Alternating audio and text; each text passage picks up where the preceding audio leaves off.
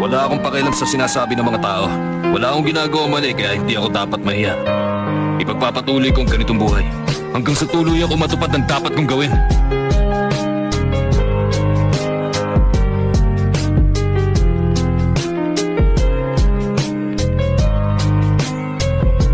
Ano aking nasimulan, di magpapapigil at lalo pa magigigil. Susulitin bawat puting di pag-aaksayahan. Di magpapatalo pero mga gago na makasalubong at makasabay sa daan. Dapat mo lang usayan at patas kapag lumaban. Sabayan ng panalangin at sipagan sa daan. Tuloy mo lang. Dati sino mo makaranasan, dito na tinabas tinatagaan ko pa ang sarili at papalagaan ko ang mga hamon na nakalaan. Walang sinayang hanggang makalaya yung nakakulong na isipan.